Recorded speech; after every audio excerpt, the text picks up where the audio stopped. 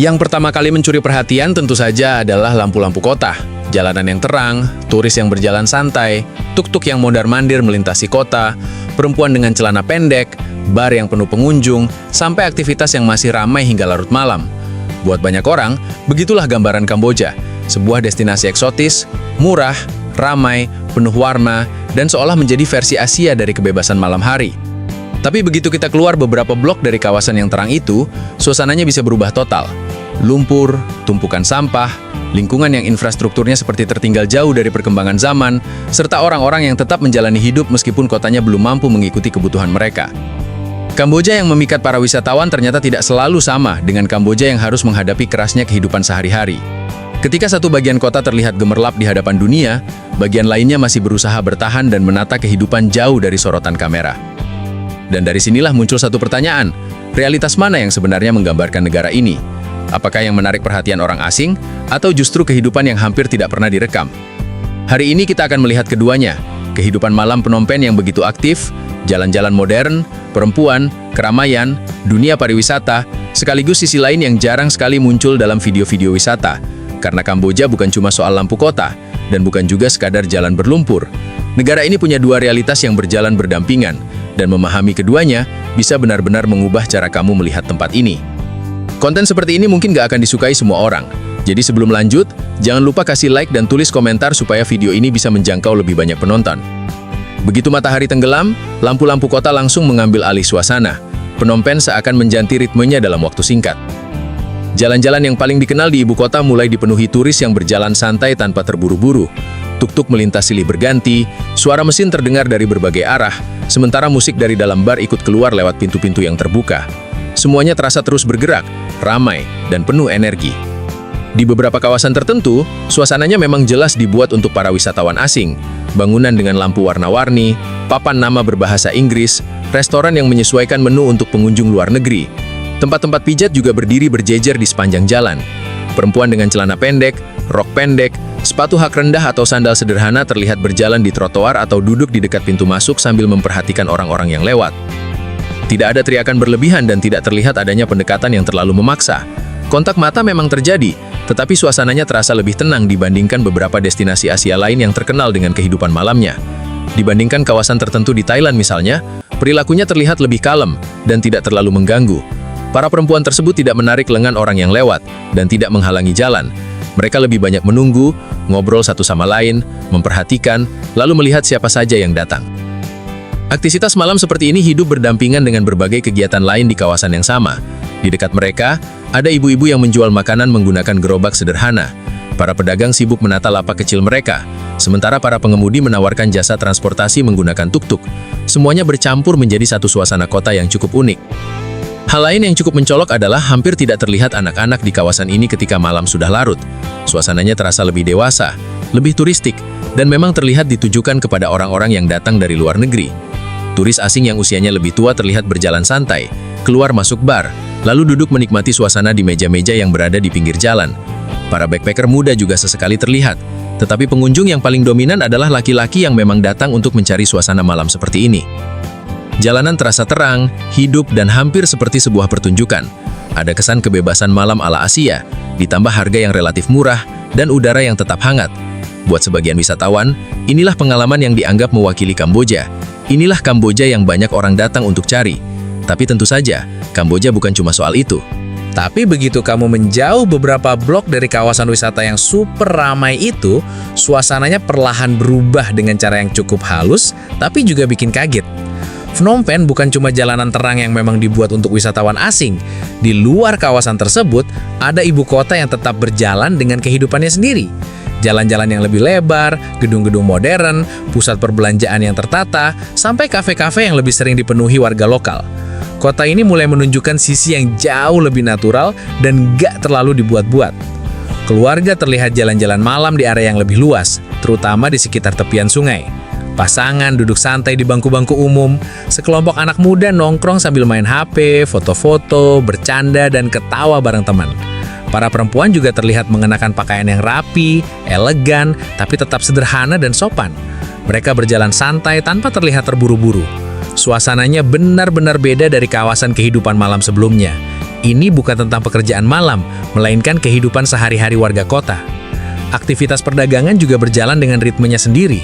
Restoran dipenuhi penduduk lokal, warung-warung makanan terlihat cukup tertata, sementara para penjual sibuk menyiapkan makanan langsung di depan pelanggan. Pemandangannya memang nggak seintens kawasan wisata, tapi tetap ada keramaian yang stabil.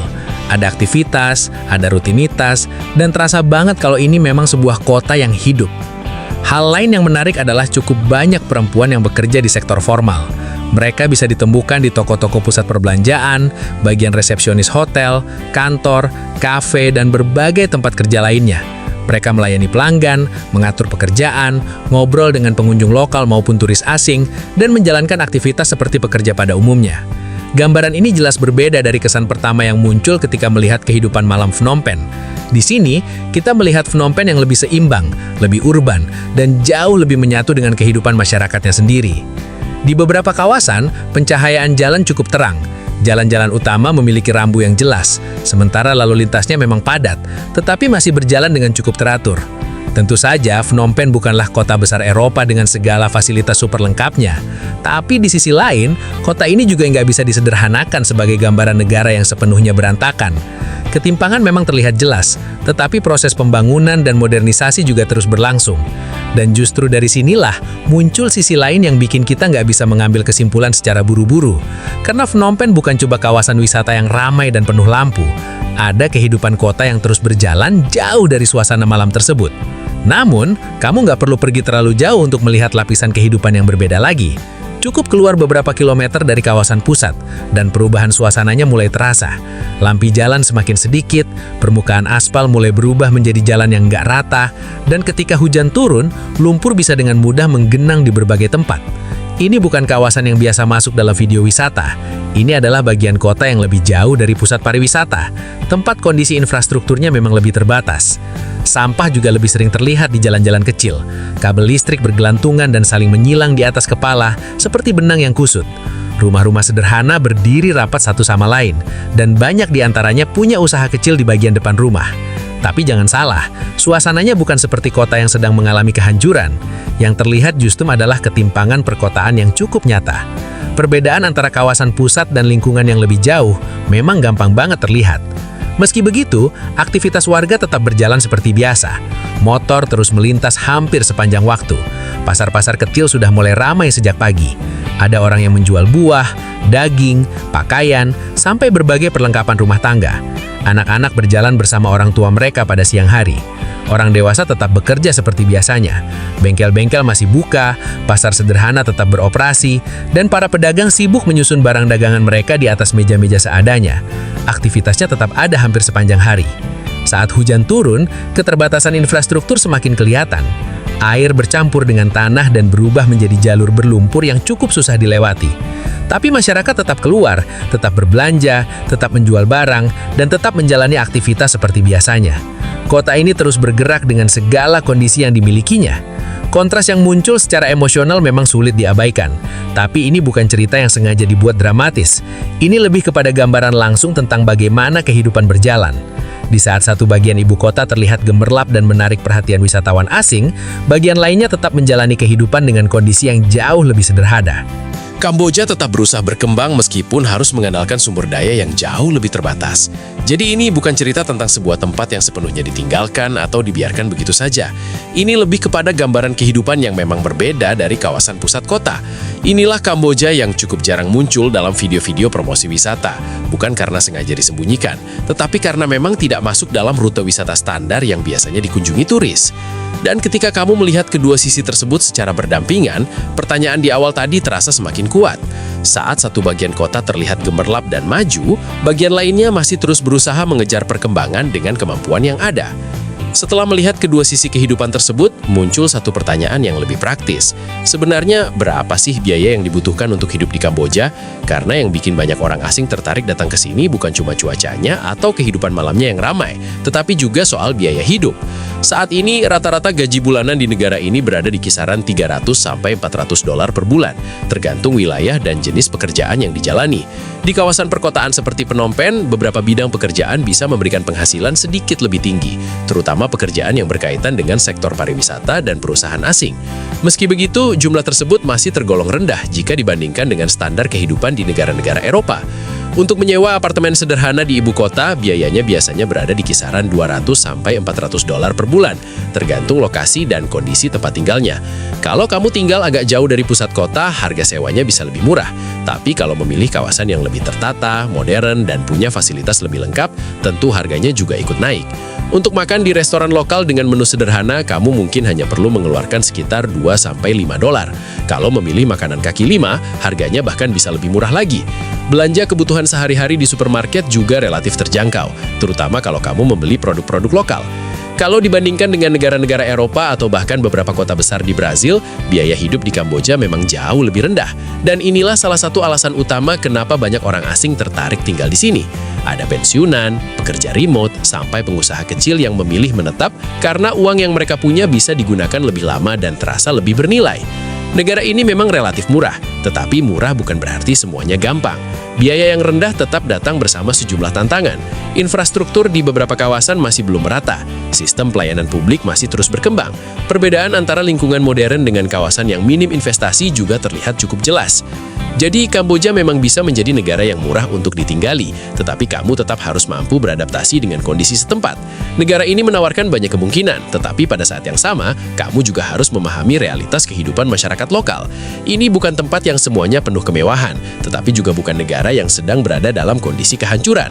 Kamboja berada di tengah-tengah semuanya. Biaya hidupnya terjangkau, tetapi keterbatasannya juga terlihat nyata. Murah memang, tapi bukan berarti hidup di sini otomatis menjadi sederhana. Setelah berjalan melihat kehidupan malam yang ramai, menyaksikan pusat kota yang dipenuhi lampu, lalu masuk ke kawasan yang infrastrukturnya jauh lebih terbatas, rasanya memang sulit untuk menggambarkan Kamboja hanya dengan satu gambaran sederhana. Negara ini terlalu kompleks untuk dimasukkan ke dalam satu label saja.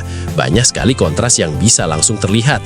Di satu sisi ada pariwisata yang kuat, barbar yang ramai, turis asing yang terus berdatangan, aktivitas malam yang tetap hidup, serta jalanan yang seolah menjadi etalase internasional bagi negara ini. Namun di sisi lainnya, ada pasar tradisional, motor yang melintas di jalan-jalan tanah, pasar kecil yang sibuk dan keluarga-keluarga yang menjalani kehidupan sehari-hari jauh dari kawasan wisata yang penuh lampu. Malam hari memang menarik perhatian, tetapi siang hari justru memperlihatkan dinamika yang berbeda. Anak-anak muda yang sibuk dengan HP di kafe-kafe modern hidup berdampingan dengan pedagang yang masih mengandalkan fasilitas sederhana. Restoran yang tertata rapi berdiri tidak jauh dari warung atau lapak kecil di pinggir jalan. Gedung-gedung baru terus bermunculan, sementara beberapa kawasan lain masih berusaha mengejar pertumbuhan yang begitu cepat. Kamboja bukan negara yang berhenti berkembang, tetapi juga bukan negara yang semuanya sudah merata dan modern. Ini adalah tempat yang sedang berusaha melakukan perubahan sambil tetap membawa berbagai keterbatasan struktural yang sudah lama ada. Kontras tersebut bukan sesuatu yang benar-benar tersembunyi, semuanya ada di depan mata. Dunia pariwisata dan kehidupan masyarakat lokal berjalan berdampingan. Keduanya tidak selalu bercampur, tetapi tetap berada dalam ruang yang sama dan terus berjalan secara bersamaan. Kamboja bukan cuma soal lampu-lampu kota, tapi juga bukan hanya tentang jalan berlumpur dan kawasan sederhana. Negara ini sedang mencoba tumbuh di antara kedua sisi tersebut. Dan setelah melihat semuanya, pertanyaannya bukan lagi soal mana yang lebih bagus atau mana yang lebih buruk. Pertanyaannya sekarang justru menjadi lebih pribadi. Kalau kamu punya kesempatan, apakah kamu mau benar-benar tinggal di sini atau kamu lebih memilih datang hanya sebagai wisatawan?